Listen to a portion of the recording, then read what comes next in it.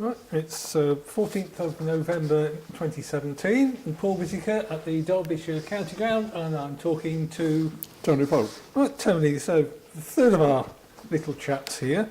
We just reached the stage where we were talking about your career playing for the MCC. Now, how did you actually start to play for the MCC? Well, actually, I got a job in Brighton, working for a company called ITT, which meant leaving the area, leaving Elveston Bolton and down to Brighton. And I'd played for a side called the Pioneers that my dad organised in Paris the previous September. And I got a few runs and a few wickets. And the chap in charge of the team we were playing, which was the Shape, the NATO side in Paris, his name was Pat Williams, and he became the secretary of Sussex County Cricket Club. And he said to me, he said, if you're ever down in Brighton, he said, I'll get you a few games for Sussex Seconds. Little did I know that I'd be working in Brighton about 6 months later. So anyway, we went to Brighton and I joined a club called Brighton Hove Cricket Club. And I met this chap, Pat Williams, again. And he said, well, here's a fixture card for Sussex next year. Let me know when you can play and I'll get you in the second team. So that's how I played a few second team games for Sussex, played against the United States and Middlesex and so forth. And I became captain of Brighton Hove Cricket Club. And then I came across quite a few MCC members and I thought, this looks a good outfit, this does. I can't know nothing of it. I mean, the masters and men mentality of mine, we could never play the MCC, that's for amateurs and people went to Repton and stuff. But MCC realised that they had to change their attitude towards club cricketers because they were getting a lot of old guys who weren't really good enough to play MCC. So they said, OK, if you've played county second 11 cricket, you can apply to join the MCC. Well, my dad was a big friend of Herbert Sutcliffe's. So I went to the 40 Club dinner and Herbert Sutcliffe was on the top table along with Frank Woolley and a chap called Jack Young who played for Middlesex. And my dad said, would you sponsor my lad to join the MCC? Oh, of course I would, Herbert said. So eventually a form came along and signed by Herbert, my sponsor, and Jack Young as a seconder. And I was invited to play in probationary cricket, which MCC system was, you play 10 matches in 2 years, and if you're good enough and you don't eat peas off your knife, then you'll get a chance to be a member of MCC.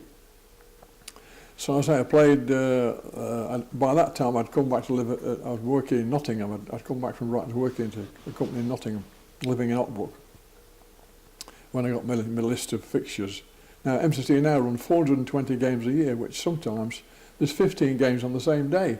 So you imagine the organisation to actually do that. It's quite staggering how they get these teams out. Anyway, I applied for, they send you a fixture card, and in the fixture card it tells you the match manager's name, and the match manager is always the captain, and his address. Well, in those days you wrote a postcard off, I'd like to play in your match in wherever it was, and they wrote back and said, OK, you're in the team, but you didn't pull out unless you broke your leg. When you committed to go, you had to go. So I was fortunate that I had a boss who'd let me play. I've holidays one day at a time, so I played that first couple of years. I probably played 8 or 9 CC games. Is this midweek games as well as all midweek, weekends? but no weekend, because MCC couldn't get people to play at the weekend because of league cricket. So all the games were either Sunday for the centenary games of cricket clubs, but all the schools and universities were played Monday, Tuesday, Wednesday, Thursday, Friday. So I could play like 2 or 3 games a week. And when I became self-employed, when I was 42, I played 3 or 4 games a week. I mean, I was playing more than I was working. Anyway, the first game was at Denson College, and the captain was DC Derek Morgan, and we were playing on a fairly ordinary pitch, and we got 88 all out. And Derek said at the halfway stage, says they won't get 50. But unfortunately, Alistair Higgle got 62 not out, and we lost by 9 wickets, and I got the only wicket. That was my first MCC game. And then I started to play a little bit further, like Nottingham High School and Repton and Trent College, and I gradually expanded. And because I was happy to bowl 20 overs every week, every time I wanted to play, I'd play. Because a lot of these guys at MCC wanted to bat on these, we played on very good pitches, they wanted to bat. So me and the bowlers would bowl like 2 or 3 overs of seam up and then put me on at one end. So I was quite happy to do that. So I bowled lots and lots of overs for MCC. In fact, one of the strange statistics I found out, I bowled 1,000 maiden overs for MCC, which was an amazing statistic. Yeah, I understand that you've got 1 or 2 other records with MCC. You played. Yeah, well, I quite a lot of played games for 538 games, which was a record, and I got 838 wickets, which again was a record for them. And I played for them in 89 countries. I went all over the shop playing for them. And I was very lucky that as a bowler that would bowl all day, they were quite happy to keep playing me. So which countries have you played? Is it just Australia, South Africa? I've Test been, match I've had countries? 5 trips, not always with MCC of course. I've had 5 trips to New Zealand, 5 to South Africa, 4 to Australia, 30 to Barbados, and then I've played in most of the European countries: Switzerland, France, Italy, Germany, Gibraltar, Mallorca, Greece, Norway. I've played in 33 countries. I'm very lucky that I've been able to do that. When you're playing in places like France and Switzerland and Germany, what sort of teams are you playing against there? Is it expats? Well, take it in Switzerland, for instance, is an interesting place. The cricket ground is right in the middle of Geneva, and it's only across the railway lines is France. So one occasion the Pioneers went to Switzerland, and Glenn Turner was in the team. He was very keen to tour, and that was he got 10 centuries for Worcestershire. Anyway, he hit this ball. It went over the railway lines into France. So I had to go and get the ball from back out of France to carry on the game, which was quite a unique situation when you hit the ball out of one country into another. So you play in 2 countries in the same game? Yeah, virtually. Yeah. Yes. Yeah. And my dad met a chap who was a brigadier in the army called Norman Butler, and he was the guy who organised all the tours to Europe, because he had, in those days we had lots of army in Germany and France and so forth. So we used to get very good accommodation in the officers' mess, and in September we always used to have half a dozen professionals. Like we had Ray Easton, Gordon Barker from Essex, and George Pope and Alf Pope, and Bob Swindle came a time or two, and Fred Swarbrook, and quite a few, because in those days players had the holidays in September, so we used to have half the guys who played cricket, and they wanted a holiday, and we got some very good treatment in Europe, and that's how the Pioneers got going. So was there a lot of these games against people who were serving in the armed services? Or Yes. were they In Germany we played, there were some very good facilities in Germany, Mönchengladbach and Rheindahlen, which were very big sporting centres for the RAF and the army, and we got some wonderful facilities there, so we always played those. In Switzerland it was an interesting ground. It was entirely astroturf, and below it was an atomic bomb-proof hospital. They dug the original cricket ground up, put this great big hole in the ground, and then built several stories of concrete buildings, and then put the cricket ground back at the same level, but it was all astroturf. And there were people from the embassy who played against them, mostly, Aussies and English people that were full-time diplomats, if you like. So you weren't playing against the locals, French, native French and not German? really, no. I went on a tour, MCC to Italy, and we did play. In Italy, there are several cricket clubs, and the local rules are that an Italian must bat with an overseas player. They can't have 2 overseas players batting at the same time. So in Italy, there were 3 or 4 guys who had South African passports. Sorry, they were born in South Africa, but they had Italian mothers or fathers, and they'd played state cricket in South Africa. So the standard was quite good in Italy, and the grounds were quite reasonable too.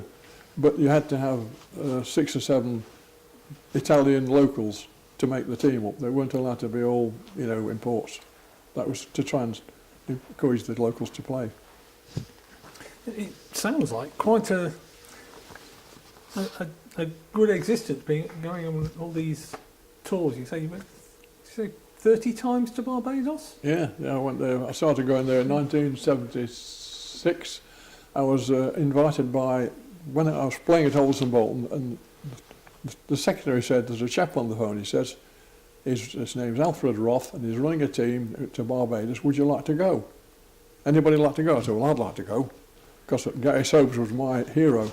So I wanted to go to Barbados, and so I rang this bloke up. He said, yes. He said, did your dad used to play for Derbyshire? I said, yes. He said, well, you can be captain. I said, oh, very good. So I said, well, I want to bring my family. He said, I'm a kid, 2 kids. Well, so if you're captain, you can bring your wife and kids. I said, right, that's very good. I got to pay him a certain amount way, of course. He didn't pay anything. So we all tugged off to Barbados, mostly out of the Notts Bassett Law League teams. I was the only guy from Derby.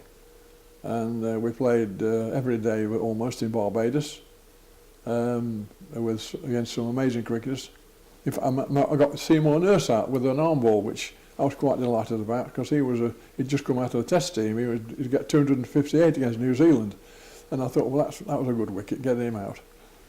I was going to come on to ask you that. Did you end up playing against some of these people who had played for the West Indies? Yeah. Barbados is famed for, certainly at that time, was famed for producing.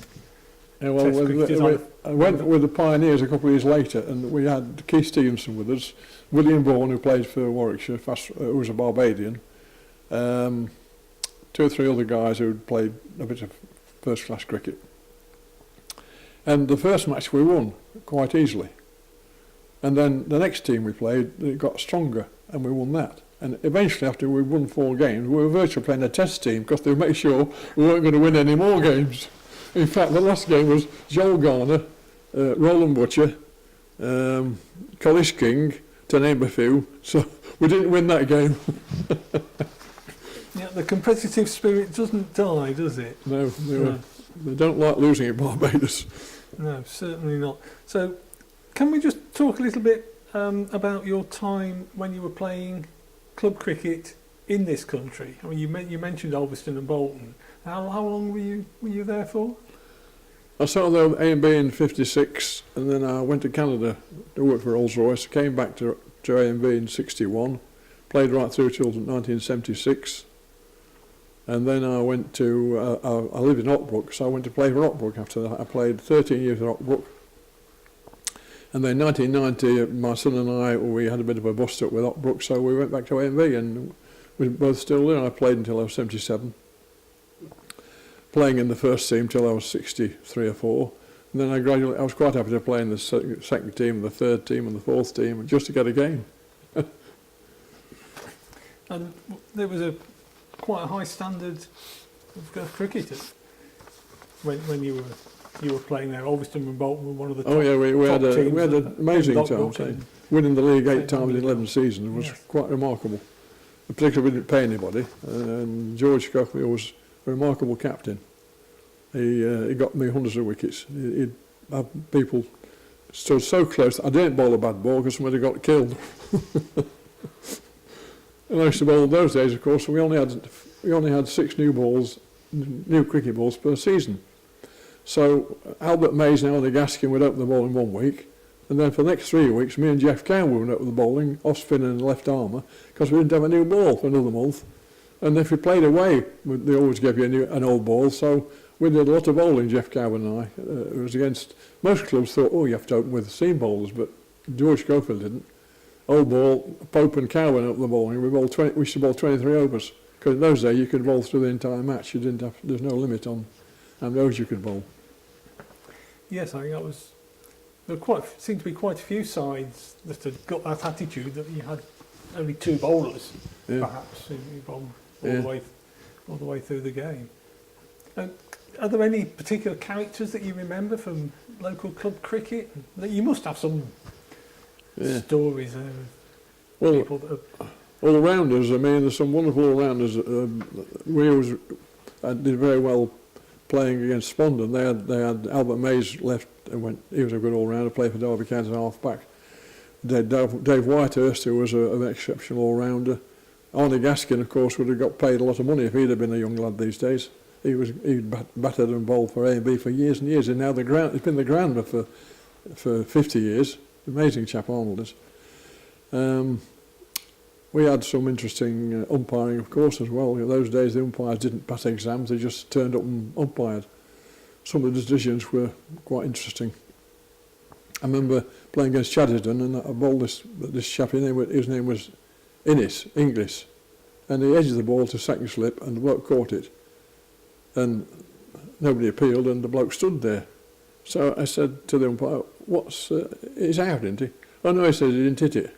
That was the sort of umpire that we got. Some really interesting guys his name was Farquhar, that umpire. He was desperate. Another one umpire went to have a guy called Harry Burton, who used to umpire for A&B home matches, and he had to play crib at 7 o'clock.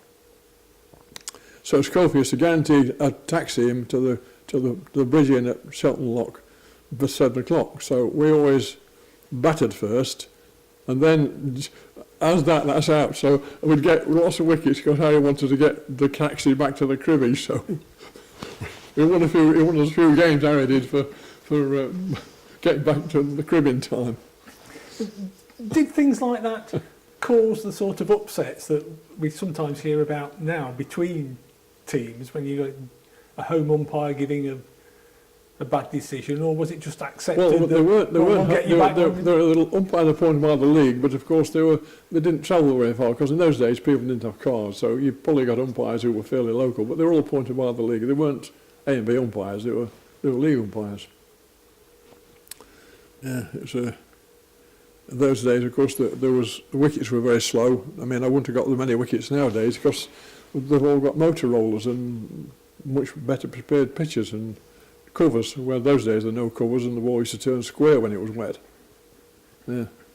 So I enjoyed my league, and I became a chairman of the league in 1974 or 5. And the previous year, I'd asked the chairman, who was a chap called Robbie Musson, who was a Denby man. I said, "We've got very little money in the bank, Robbie. Shall we get some sponsors?"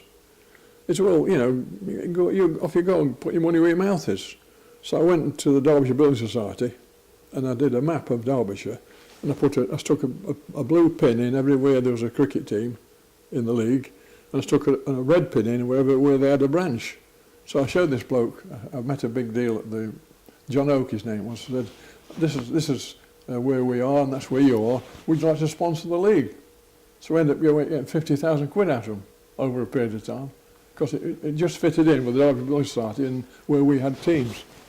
So that was one of my efforts to get some money for it. And of course then we had Don Cresswell at Cresswell Supermarkets, he sponsored the cup, so I managed to get 2 good sponsors, and then the league of course had some money in the bank. Now they're quite well off in terms of what we've generated over the years through sponsorships. Yeah, so Derbyshire Club Cricket owes you quite a debt for being able to make the leagues financially solvent and being able to carry on in the way they are. And of course with that the wickets improved, and then Derbyshire started to let the lads play in our league then, because the standard was a lot better and the wickets were a lot better, and so we started to get clubs taking on ground staff lads and guys who weren't in the first team. Yes.